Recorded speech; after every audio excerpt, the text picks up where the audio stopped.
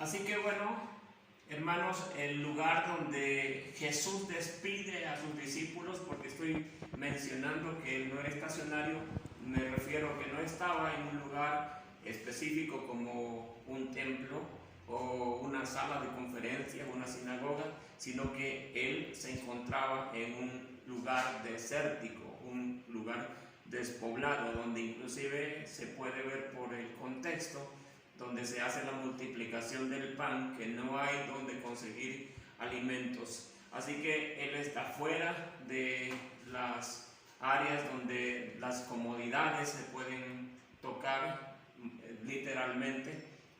No es su caso. Y bueno, así como lo dije, no tiene lugares definidos, no tiene programas, no tiene protocolos de reunión como un horario específico, como lo que nosotros estamos acostumbrados.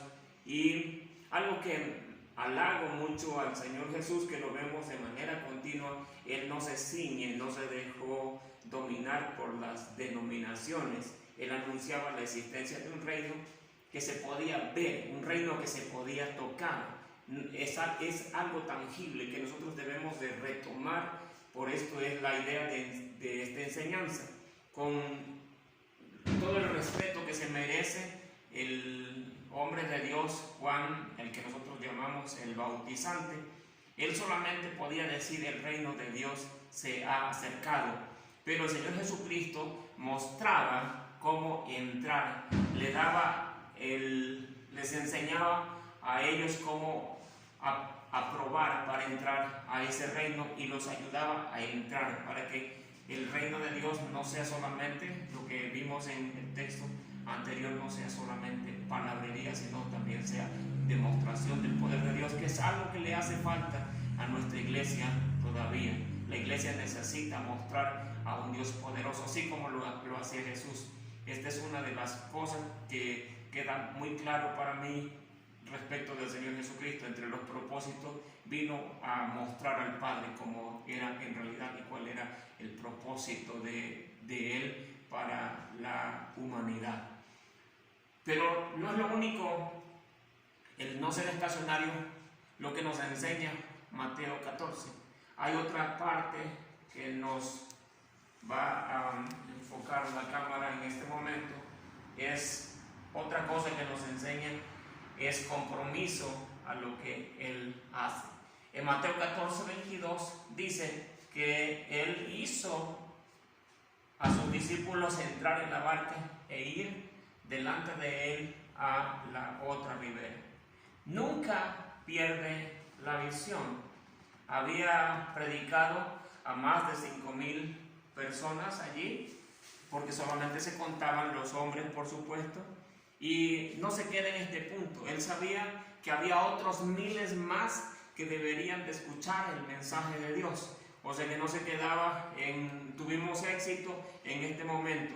Por una parte, pudiera decir con toda certeza que Jesús tenía agradecimiento, un más o menos está bien lo que conseguimos, gracias a Dios, pero él entendía que hacía falta más. Había demasiada gente esperando, como por supuesto nuestra generación.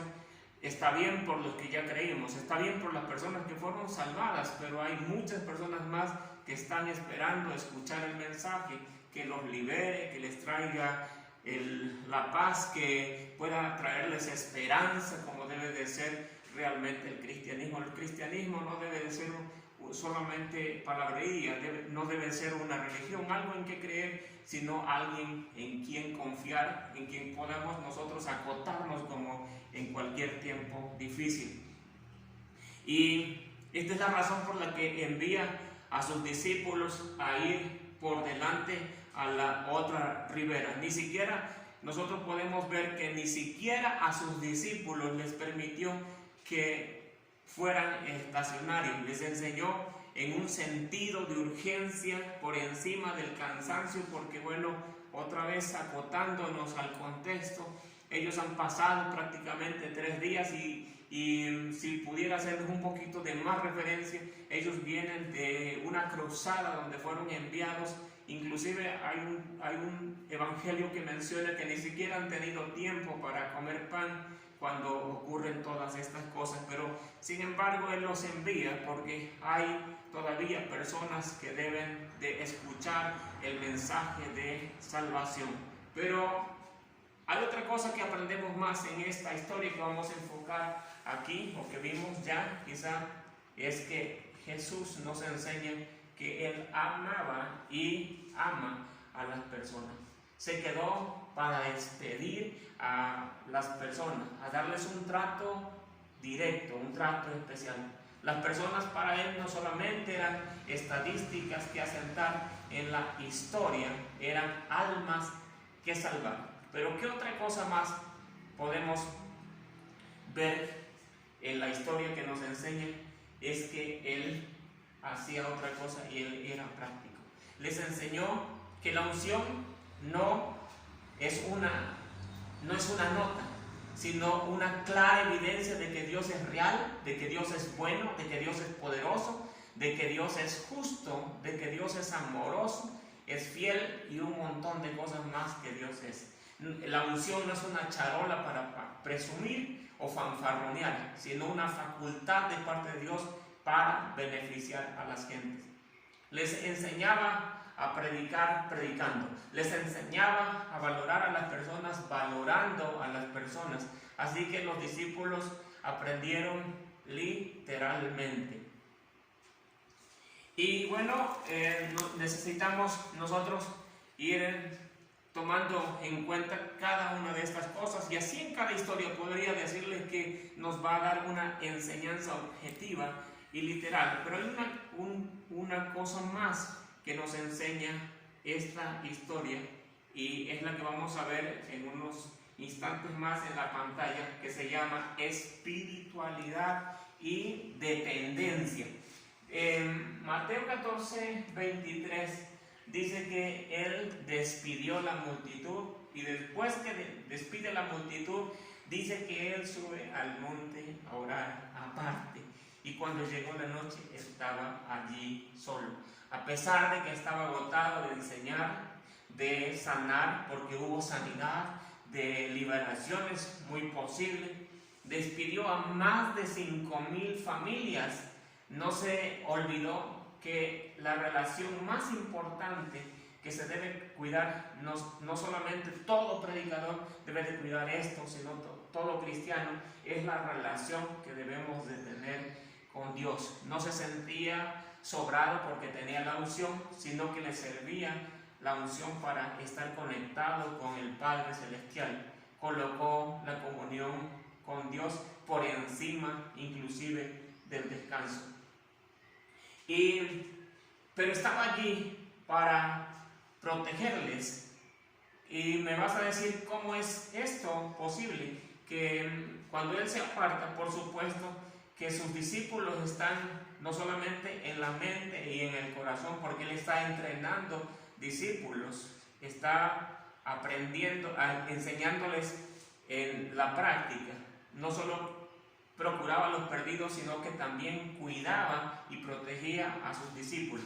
Ni Juan ni Mateo lo mencionan, pero el Evangelio de Marcos sí, en esto que estamos viendo en la pantalla, dice que cuando Él estaba orando, y esta es una conjetura muy propia, se sobreentiende que fue una visión lo que estaba sucediendo debido a que era de noche y Él estaba en un monte.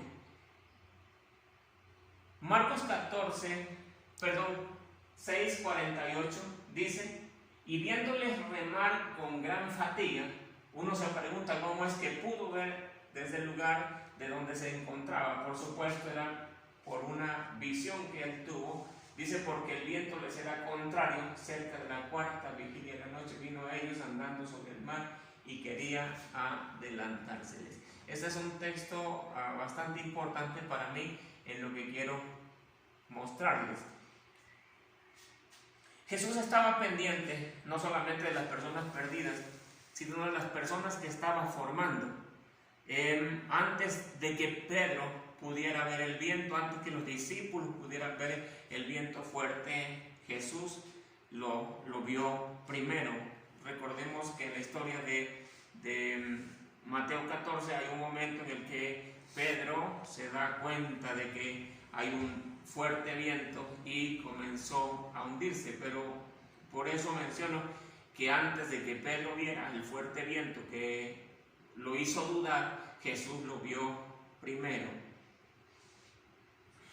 Cuando él estaba en la montaña, él vio o se dio cuenta que el viento les impedía, que ellos no podían avanzar, y no se queda de religioso. Él entendía que les hacía falta a ellos y no hizo lo que se menciona en Marcos 6, porque aprovechó que las cámaras de Televisa o de TV Azteca estaban por el área. Lo hizo porque amaba a sus discípulos y también ama a los discípulos en nuestra generación.